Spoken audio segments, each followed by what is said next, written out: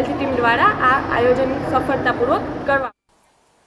સુરત ગ્રામ્ય પોલીસની ટીમે ઓલપાડ તાલુકાના જોથાણ ગામની સીમમાં સુરત શહેરના કંચન ભંડારીના અક્ષય રિસોર્ટ અને રેસ્ટોરન્ટમાં છાપો મારી હાઈ પ્રોફાઇલ કૂટણખાનું ઝડપી પાડ્યું છે.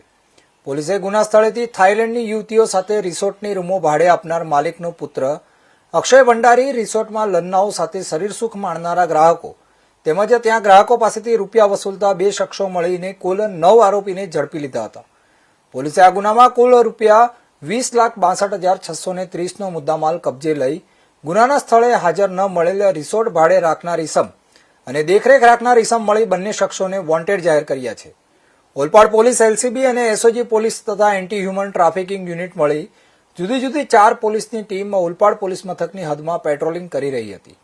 તે દરમિયાન એલસીબીની શાખાના આસિસ્ટન્ટ હેડ કોન્સ્ટેબલને સંયુક્ત બાતમી મળી હતી કે તળાદ ગામ નજીક જોથાણની હદમાં આવેલા અક્ષય રિસોર્ટમાં સુનિલ યાદવ તથા રવિ બબૌસિંહ રાજપૂત રિસોર્ટના માલિક સાથે મળીને અક્ષય રેસ્ટોરન્ટની રૂમમાં વિદેશી છોકરીઓ અને સ્ત્રીઓને બહારથી લાવી ત્યાં ગ્રાહકોને બોલાવી કૂટણખાનું ચલાવી રહ્યા છે અને હાલમાં પણ ત્યાં આ પ્રવૃત્તિ ચાલુ છે. જેના પગલે પોલીસની ટીમે એક ડમી ગ્રાહકને મોકલી બાતમીની ખરાઈ કરતા આ બાતમી સાચી જણાઈ હતી, જેથી પોલીસની ટીમે મહિલા પોલીસને સાથે રાખીને 4 પોલીસની ટીમના કાફલા સાથે ત્યાં છાપો માર્યો હતો. આ રેડની તપાસમાં ચાલતા અક્ષય રિસોર્ટ અને રેસ્ટોરન્ટની 5 રૂમમાંથી થાઇલેન્ડની 8 વિદેશી યુવતીઓ સાથે શહેરમાં રહેતા 9 નબીરાઓની પોલીસની પકડમાં આવી જતા પોલીસે તમામને ઝડપી લીધા હતા.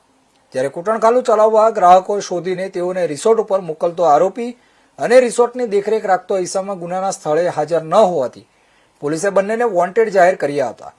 પોલીસે રેડના સમયે ડમી ગ્રાહક બનાવી મોકલેલ વ્યક્તિએ રિસોર્ટના આરોપીએ ચૂકવેલ રૂપિયા 8,000 રોકડા, ઝડપાયેલા આરોપીની અંગ ઝડતીથી મળેલા રોકડા 76,630, રિસોર્ટ પાસે પાર્ક કરેલ મોંઘીદાટ 2 કાર જેની કુલ કિંમત 15 લાખ, મોટરસાયકલ નંગ 3 જેની કિંમત 1.50 લાખ, સીસીટીવીના ડીવીઆર નંગ 4 જેની કિંમત રૂપિયા 20,000, મોબાઈલ નંગ 13 જેની કિંમત રૂપિયા 2.62 લાખ મળી કુલ રૂપિયા 20,62,630નો મુદ્દામાલ પોલીસે કબજે લીધો હતો. આ મામલે પોલીસે સુરત ગ્રામ્ય એન્ટી હ્યુમન ટ્રાફિકિંગ યુનિટની મહિલા હેડ કોન્સ્ટેબલ ઉર્વશીબેને તમામ આરોપીઓ વિરુદ્ધ ઓલપાડ પોલીસ મથકમાં ફરિયાદ નોંધાવી હતી, જેના પગલે પોલીસે આરોપીઓ વિરુદ્ધ કાયદેસરનો ગુનો નોંધી વધુ તપાસ હાથ ધરી છે.